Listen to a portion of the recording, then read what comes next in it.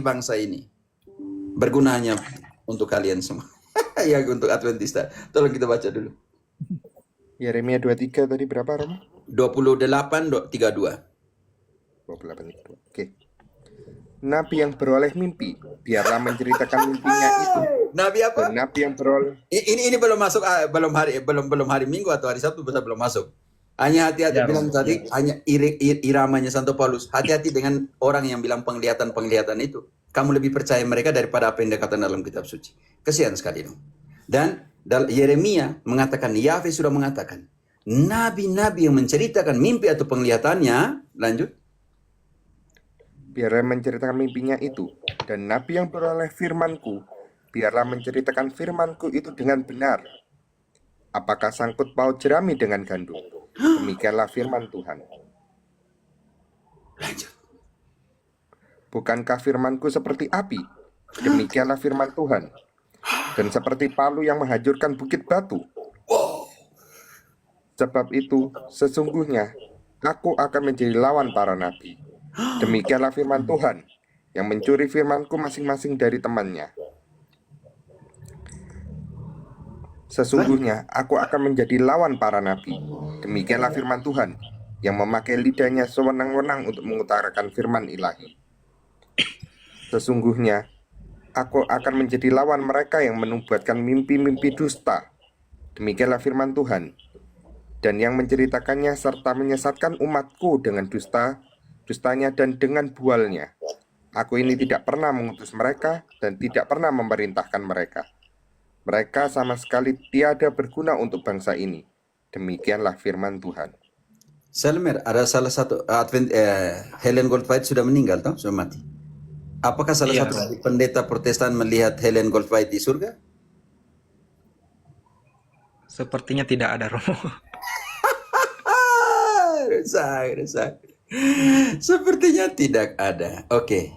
Engkau ingat ketika seseorang melanggar hukum Sabat, apa yang terjadi? Dia akan mendapat hukuman atau tidak? Nanti engkau cari. Yang melanggar Sabat, siapa punya di sini internet sedikit? Yang melanggar Sabat, apa hukumannya? Sebentar saya cari dulu. Kita lihat di situ. Dibunuh, Romo. Ya? Hukuman mati, Romo. Mati, Ya, Romo. ya, kita lihat ayatnya. Saya yang penting, yang paling penting itu. Yang melanggar Sabat, bahasa Spanyol.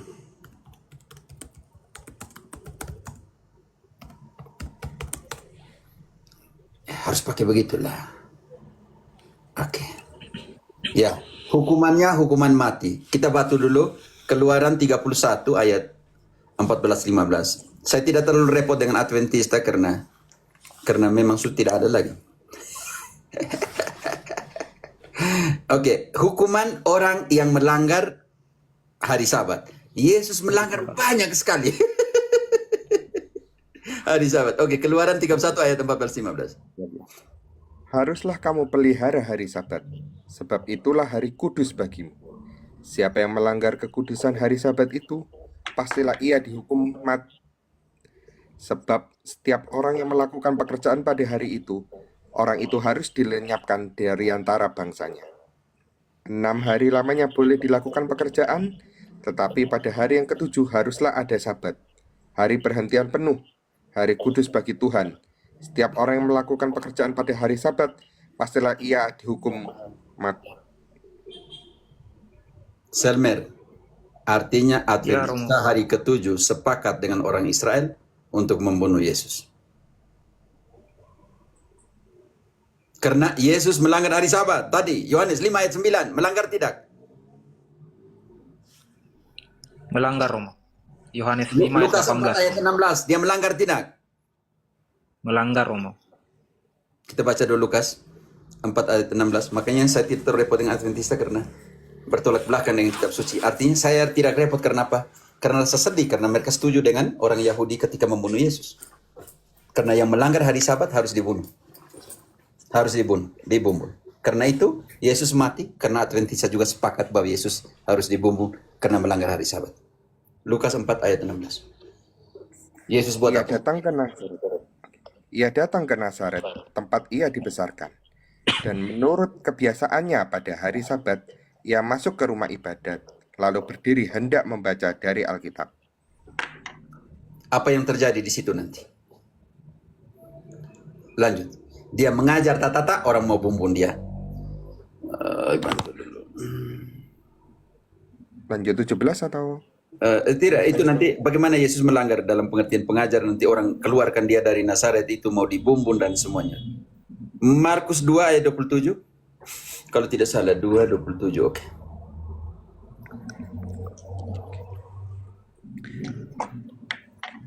Lalu kata Yesus kepada mereka, hari Sabat diadakan untuk manusia dan bukan manusia untuk hari Sabat. Lanjut.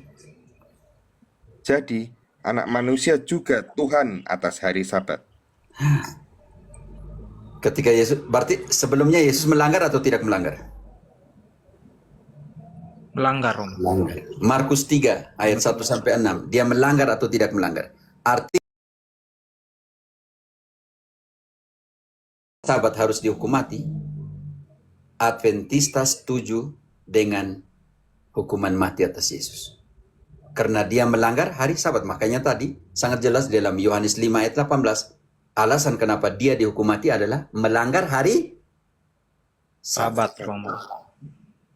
Dengan begitu saya membuat tantangan untuk para pendeta Adventista. Kalau dari struktur pemikiran seperti ini, Keluaran 31 tadi, mengatakan bahwa yang melanggar hari Sabat harus dihukum mati. Artinya, ketika Yesus dihukum mati, Adventista mengatakan persetujuan mereka. Karena Yesus melanggar hari Sabat, dan Yesus harus dihukum mati.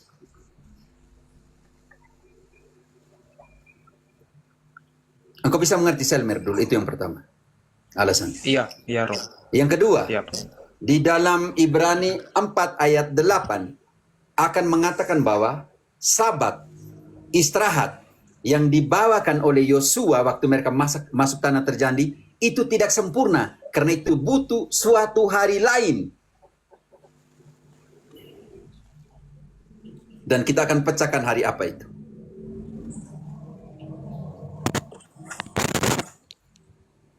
Halo Rio. Rio Luna ini nama orang Spanyol ya? Atau nama-nama orang Amerika Latin? Halo Rio. Selamat malam Romo. Oke, saya pikir Luna itu bulan, Rio itu sungai. Jadi saya pikir engkau Amerika Latin punya nama. Bukan Romo, dari Papua Romo. Oke. Saya selesaikan dengan ini. Katolik ya Rio? Saya Katolik Romo. Oke. Santai. Saya selesaikan dengan Selmer dulu sementara engkau ya. Oke. Siap Romo. Terima kasih. Oke, engkau bisa mute-kan dulu. Oke. Tadi Ibrani 4 ayat 8. Ayat 8 ya. Yuk. Sebab andai kata Yosua telah membawa mereka masuk ke tempat perhentian, pasti Allah tidak akan berkata-kata kemudian tentang suatu hari lain.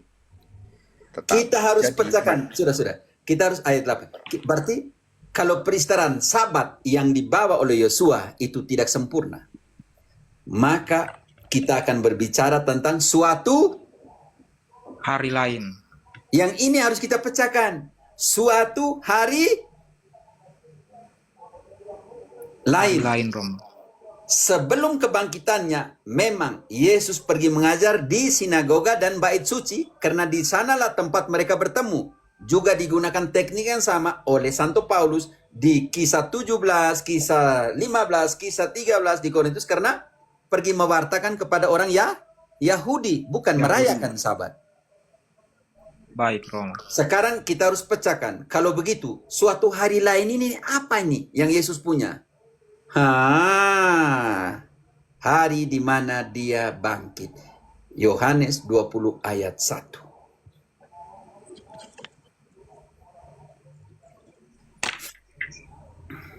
Pada hari pertama minggu itu, pagi-pagi benar ketika hari masih gelap, pergilah Maria Magdalena ke kubur itu, dan ia melihat bahwa batu telah diambil dari kubur. Selesai, Yesus sudah tidak ada di kubur. Ingat, dia bilang, rubuhkanlah bait Allah ini, dan dalam 3 hari saya akan Membangunnya kembali. kita hitung. Perhitungan hari orang Yahudi adalah jam 6 hari sebelumnya sampai dengan jam 6 hari ini dinyatakan satu Hari. Hari. Semua kejadian sebelum jam 6 sore hari ini sudah dihitung satu. Satu hari Romo. Yesus meninggal jam berapa? 3 sore. 3 sore. Artinya hari Jumat. Hitungannya satu hari atau tidak menurut orang Yahudi? Satu hari. Satu hari. Satu hari. Belum sampai jam 6 sore hari Jumat. Oke. Iya. Jam 6 sore hari Jumat sudah satu hari. Sampai dengan jam 6 sore hari Sabtu, hari Kedua. jam 6 sore hari Sabat. Sampai dengan jam 6 sore hari pertama dalam minggu, hari Minggu, hari 3 Romo. Artinya ketika Yesus bilang, rubuhkanlah bait suci ini, maka saya akan mendirikannya dalam 3 hari. Dia sudah mereferensikan hari kebangkitannya. Karena itu Maria Magdalena pergi ke kubur pada hari apa? Hari pertama minggu itu Romo. Lukas 24 ayat 1. Hari apakah itu Yesus bangkit? Tetapi pagi-pagi benar pada hari pertama minggu itu, mereka pergi ke kubur membawa rempah-rempah yang telah disediakan mereka. Lanjut, Yesus ada tidak? Mereka mendapati batu sudah terguling dari kubur itu, dan setelah masuk, mereka tidak menemukan mayat Tuhan Yesus. Saudaraku Selmer, tergenapi bahwa hari ketiga dia bangkit. Iya Romo. Rubuhkanlah bait suci ini, maka akan mendirikan dalam 3 hari. Dan di situ Injil mengatakan, setelah itu kebangkitannya, murid-murid mengingat bahwa dia pernah mengatakan dalam hari ketiga dia akan Bangkit. bangkit. Artinya hari pertama dalam minggu adalah hari kebangkitannya siapa? Tuhan Yesus. Tuhan Yesus. Karena itu kita kembali ke Yohanes 20. Setelah dia bangkit hari Minggu hari kebangkitan Tuhan. Sekarang hari pertemuannya dengan para rasul. Hari apakah itu? Yohanes 20 ayat ke-19 coba. Pertemuan Yesus dengan para rasul. Oh ya, ketika hari sudah malam pada hari pertama minggu itu, berkumpullah para murid-murid Yesus di suatu tempat dengan pintu-pintu yang terkunci, karena mereka takut pada orang-orang Yahudi. Pada waktu itu datanglah Yesus dan berdiri di tengah-tengah mereka dan berkata, "Damai sejahtera bagi kamu." Tahan dulu. Hari di mana Yesus hari di mana Yesus bertemu dengan para rasul. Para rasul. Hari di mana dia menyerahkan otoritas pengampunan dosa. Lanjut ke ayat 22-23-nya. Dan sesudah berkata demikian, ia menghembusi mereka dan berkata, "Terimalah Roh Kudus. Jikalau kamu mengampuni dosa orang, dosanya diampuni. Dan jikalau kamu menyatakan dosa orang tetap ada, dosanya tetap ada." Tetapi Thomas tidak ada. Sekarang ayat 26-nya. Hari keberapakah Yesus bertemu lagi dengan para rasul setelah kebangkitan? 8 hari kemudian, murid-murid Yesus berada kembali dalam rumah itu dan Thomas bersama-sama dengan mereka. Sementara pintu-pintu terkunci, Yesus datang dan ia berdiri di tengah-tengah mereka dan berkata, "Damai sejahtera bagi kamu." Selmen, hari apakah itu? Hari Minggu Romo.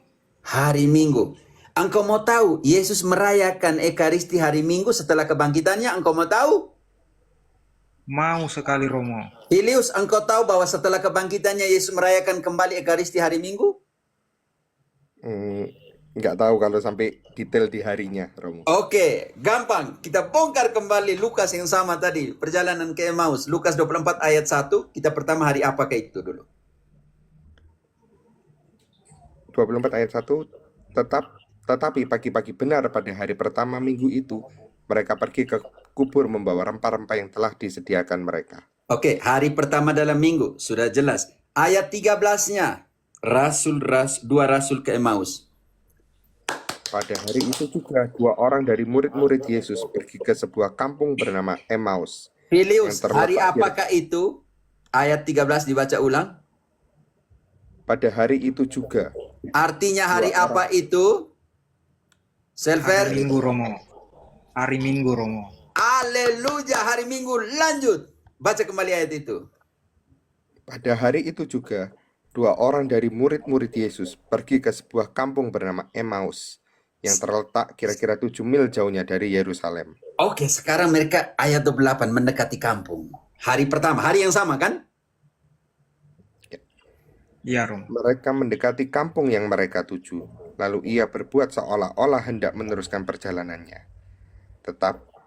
Lanjut. Ya, lanjut. Tetapi mereka sangat mendesaknya, katanya. Tinggallah bersama-sama dengan kami, sebab hari telah menjelang malam dan matahari hampir terbenam. Lalu masuklah ia untuk tinggal bersama-sama dengan mereka. Waktu ia duduk dengan mereka, ia mengambil roti, mengucap berkat, lalu memecah-mecahkannya dan memberikannya kepada mereka. Maka itu terbukalah mata mereka dan mereka pun mengenal dia. Tetapi ia lenyap dari tengah-tengah mereka. Filius dan Selmer. Hari yang sama? Hari yang sama Romo. Hari apakah itu Yesus setelah kebangkitannya merayakan Ekaristi kembali? Mengambil roti, memecah-mecahkannya? Hari Minggu Romo. Sekarang mereka beri kesaksian. Lanjut, ayat 32 ya, 32. Ya, 32, coba. Kata mereka seorang kepada yang lain, bukankah hati kita berkobar-kobar ketika ia berbicara dengan kita di tengah jalan dan ketika ia menerangkan kitab suci kepada kita? Mereka belum mengenalnya. Ketika dia menerangkan kitab suci, mereka belum Mengenalnya. Sekarang, kapan mereka mengenalnya? Ini penting sekali. Kapan mereka, teman-teman yang moderator, kalian rubah live nih, saya bingung kalian taruh bagaimana nih. Saya besarkan tidak bisa di sini nih. Tolong dong. Bingung lagi saya nih. Karena tutup. Aduh, moderator. Bagaimana caranya supaya dia kembali lagi?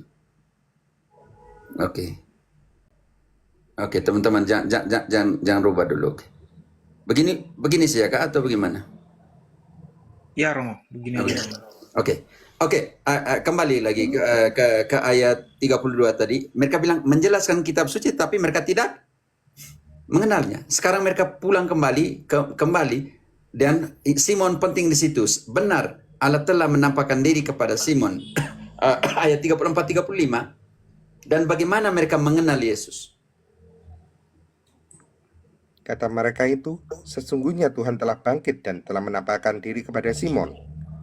Lalu kedua orang itu pun menceritakan apa yang terjadi di tengah jalan dan bagaimana mereka mengenal dia pada waktu ia memecah-mecahkan roti.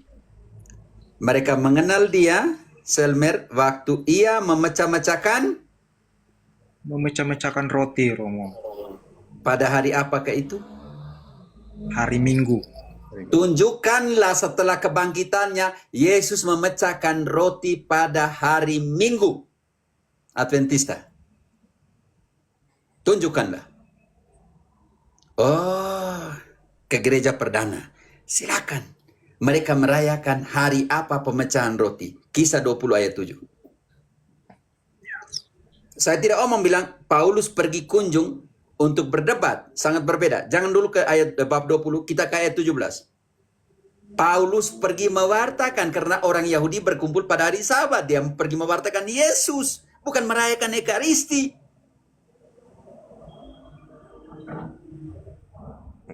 Ya, Mikael, engkau harus tanya ke Protestan. Karena tidak ada. Para rasul pun tidak memecahkan roti pada hari Sabat dalam pengertian. Setiap hari ada. Sekarang kita buktikan bahwa ayat 17, bab 17 ayat 1. Kapan Paulus pergi berdebat dengan orang Yahudi? Keributan di Tesalonika.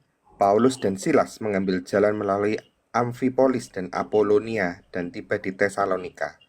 Di situ ada sebuah rumah ibadat orang Yahudi. Seperti biasa, Paulus masuk ke rumah ibadat itu 3 hari Sabat berturut-turut. Ia membicarakan tentang mereka bagian-bagian dari kitab suci. Pertanyaan saya, di situ omong tentang pemecahan roti? Di situ omong tentang Ekaristi? atau dia pergi berbicara, berdiskusi tentang kitab suci? Berdiskusi tentang kitab suci, Romo. Baca lanjut sedikit dulu. Ayat Ia 2. menerang. Oh, Sekarang ayat ini. 2 lagi. Ayat 2. Ia menerangkan.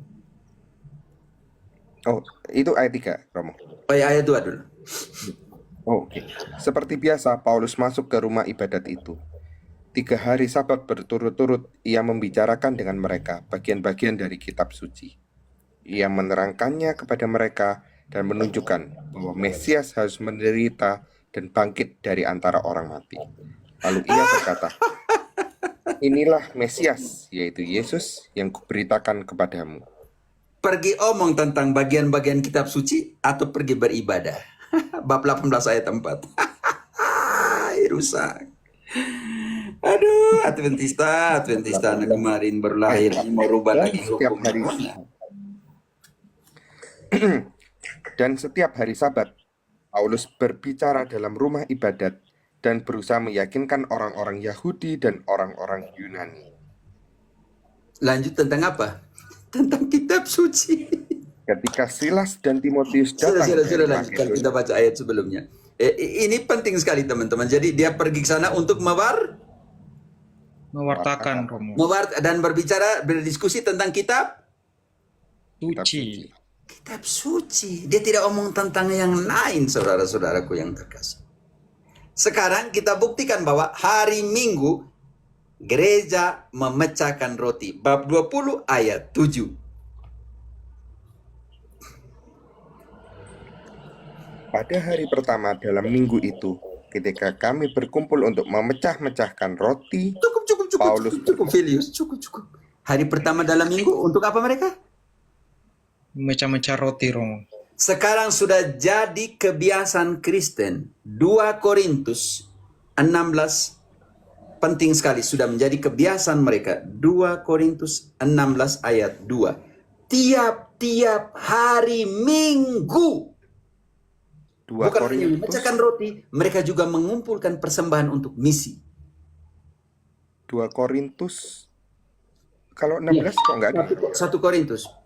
1 Korintus 16 ayat 2. 1 Korintus 16. Saya sebut 2 Korintus, minta maaf tadi. Iya, 2 Korintus tadi. Oke. Pada hari pertama dari tiap-tiap minggu, hendaklah kamu masing-masing sesuai dengan apa yang kamu peroleh, menyisihkan sesuatu dan menyimpannya di rumah, supaya jangan pengumpulan itu baru diadakan kalau aku datang. Ingat, penting sekali. Jadi di kisah kita sudah temukan bahwa hari Minggu mereka memecahkan roti.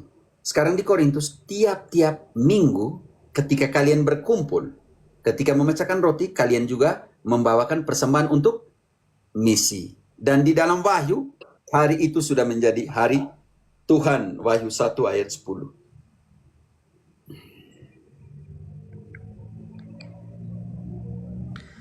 Pada hari Tuhan, aku dikuasai oleh roh dan aku mendengar dari belakangku suatu suara yang nyaring, seperti bunyi sangkakala. Oke, karena cukup hari Tuhan. Karena itu Domingus adalah hari Tuhan. Dominus Dei, Domingus itu hari Tuhan. Karena itu, Selmer, engkau harus suruh Adventista hari ke-7 coret hari Minggu. Karena jangan sebut hari Minggu juga, karena ketika mereka mengatakan hari Minggu, artinya Domingus Dei, artinya Domingus, artinya hari Tuhan. Oke? Engkau bisa mengerti itu dulu. Karena itu kita sudah pecahkan suatu hari yang lain itu apa? Hari di mana dia bangkit, hari di mana dia bertemu dengan para rasul, hari di mana dia beri mandat untuk pengampunan dosa, hari di mana dia bertemu kembali dengan Thomas di dalam dengan para rasul itu untuk meneguhkan, ya Tuhanku dan Allahku. Hari di mana gereja perdana merayakan pemecahan roti, hari di mana mulailah secara biblis kita sudah temukan dalam 1 Korintus 16 ayat 2, tiap-tiap minggu dalam pekan mereka bertemu, bukan hanya untuk memecahkan roti, tetapi juga untuk mengumpulkan persembahan untuk misi, perjalanan misi dari para rasul, dan terutama di situ Santo Paulus. Dan dalam Wahyu, hari itu sudah dikatakan hari itu Tuhan. Hari Tuhan.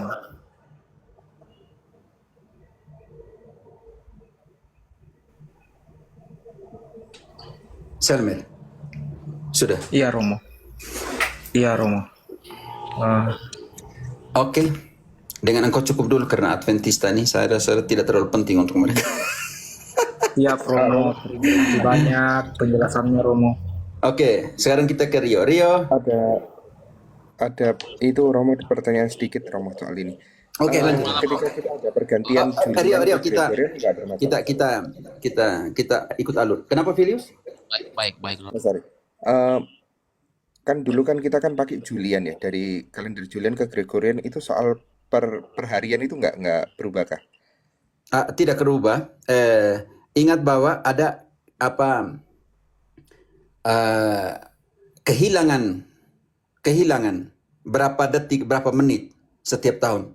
Kalau tidak dirubah sangat berbahaya. Makanya seorang Yesuit menyempurnakan kalender itu dan dia pergi ke Paus dan Paus memberi dia otoritas untuk meneliti kembali peredaran bulan dan semuanya, teliti baik-baik. Makanya kalender yang di seluruh dunia pakai maupun agama lain, Hindu, Islam, Buddha dan semua menggunakan kalendernya siapa? Teman-teman? Kalendernya siapa yang dipakai? Kalender Masehi. Kalendernya Paus siapa? Paus Gregorius Romo. Gregorius Romo. Dan Julian tidak dipakai. Seluruh dunia menggunakan kalender Gregorius. Siapa yang buat? Produk Gereja Katolik Romo. Begitu Filius, bisa mengerti?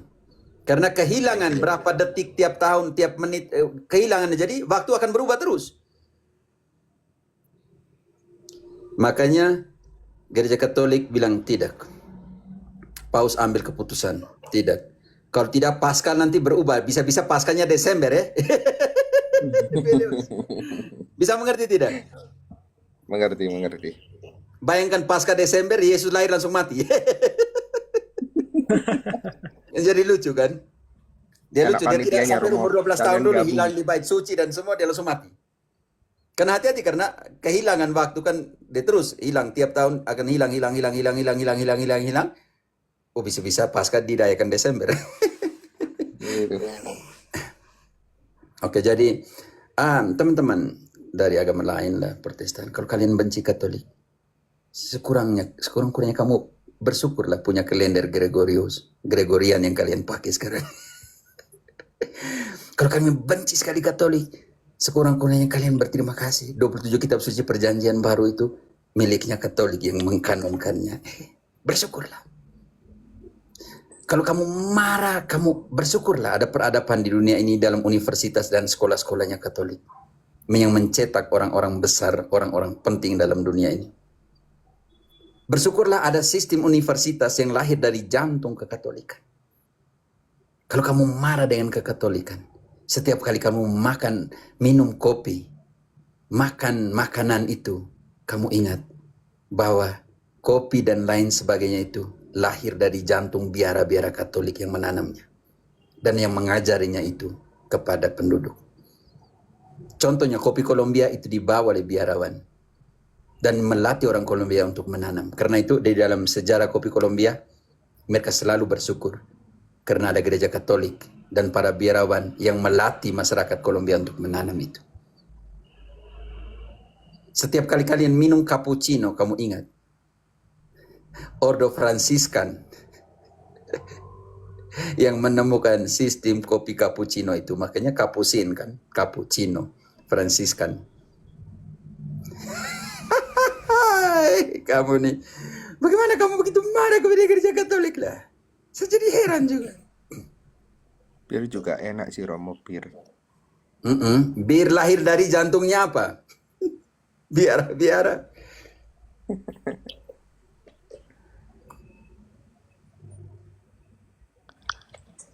Kalau kalian pergi di Jakarta, di mana, di Jawa, di Flores, orang pasti pertama cari dulu sekolah Katolik untuk Banyak Protestan, banyak Islam pergi kirim mereka banyak di mana? Di sekolah Katolik.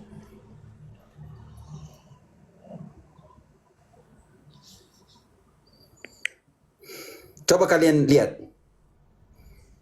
Klub-klub bola kaki yang punya tendensius Katolik, lahir dari jantung Katolik. AC Milan, Asosiasi Pemuda Katolik Milan, dan lain sebagainya. Banyak tuh Islam. Kami pendukung AC Milan. Haleluya. Kalau saya Inter Milan, Romo. Juve juga oke. Ya, maksudnya begitu. Lahir dari jantung gereja, bilang, oh kita anak muda datang ke gereja buat apa? Ya sudah kalau gitu kita bentuk klub bola. Kreatif begitu. Lalu kamu benci Katolik, benci apa kalian? Berapa kali Katolik angkat pedang bunuh kalian? Kapan? Berapa kali?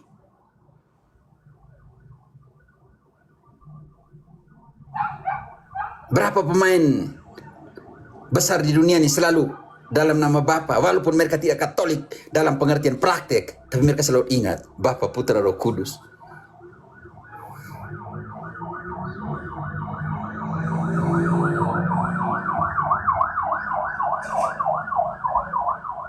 Pertanyaan saya untuk teman-teman yang lain yang Protestan semua, kalian benci Katolik itu alasannya apa?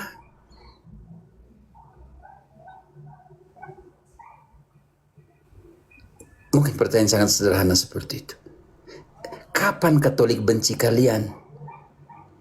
Sebab Katolik punya prinsip, Filius 1 Yohanes 3 ayat 15. Katolik punya prinsip dasar. 1 Yohanes 3 ayat 15. Dengar itu Protestan yang membenci Katolik. Setiap orang yang membenci saudaranya adalah seorang pembunuh manusia. Dan kamu tahu bahwa tidak ada seorang pembunuh yang tetap memiliki hidup yang kekal di dalam dirinya. Ingat itu baik-baik. Makanya Katolik tidak pernah membenci siapapun. Kenapa kalian membenci? Oh sudah.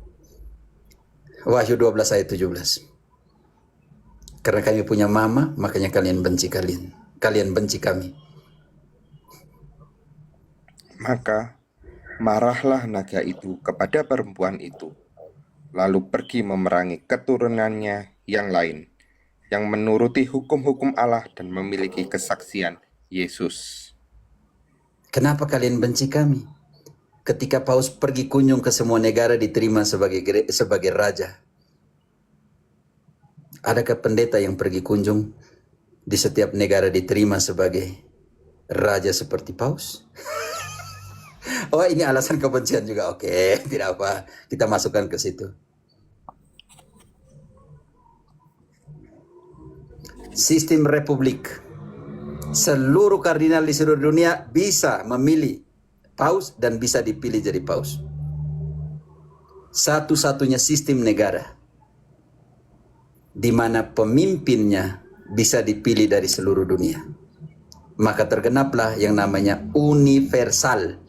Gereja Katolik yang artinya universal dari kata unus dan versus. Unus artinya satu dan versus artinya mengelilingi. Satu ini ada di sekeliling dunia karena dunia bulat. Dan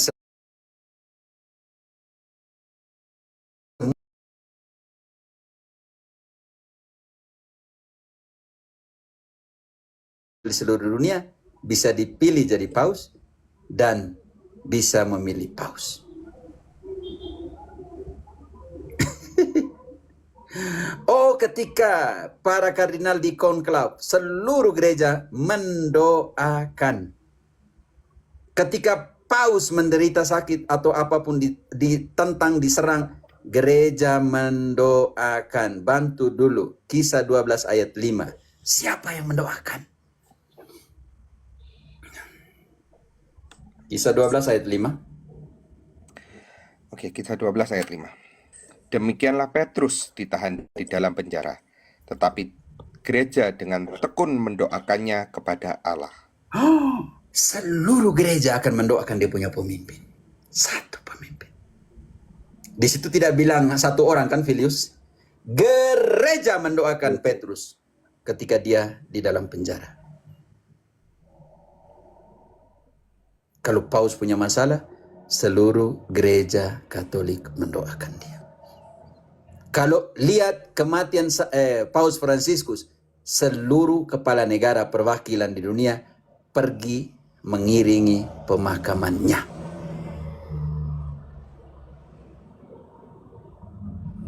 Di mana ada satu pendeta Filius yang meninggal, seluruh pemimpin negara pergi. Belum ketemu Romo.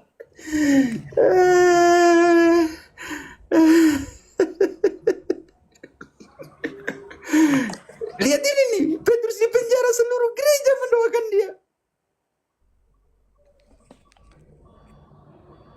Nanti diprotes lagi Romo. Ini kan tertulisnya kan jemaat nanti. Yang masih pakai jemaat memang rusak, Eklesia. kata itu. Kan eklesia ya. Dari bahasa apa? Eklesia, iglesia, artinya Gereja. asamblea, persekutuan, komunitas, hierarki, komunio, semuanya ada di situ. Kalau pakai jemaat sangat berbahaya, Filius. Ya. Karena kalau engkau sandingkan ke 1 Timotius 3:15, makanya lahirlah di sini relativisme yang ada di Indonesia karena menerjemahkan itu sebagai jemaat. Engkau baca dengan jemaat. Jika aku terlambat, sudahlah engkau tahu bagaimana orang harus hidup sebagai keluarga Allah, yakni jemaat dari Allah yang hidup, tiang penopang dan dasar kebenaran. Jadi jemaat adalah tiang penopang dan dasar kebenaran. Jadi semua orang akan menjadi tiang penopang dan dasar Kebenaran semua orang mau gue lah. adalah paus. Semua orang adalah paus karena dia merasa diri dia adalah tiang penopang dan dasar kebenaran. Maka di sini lahirlah relativisme dan subjektivisme. Kebenaran subjektivisme karena dikatakan jemaat yang adalah tiang penopang dan dasar. Siapa yang ngorok nih? Siapa ya? Aduh, saya turunkan dulu. Oh ya Ratu, akhirnya. Oke, kita stop dulu situ yang Filius ya. Tadi Rio Luna sudah di Papua kesian.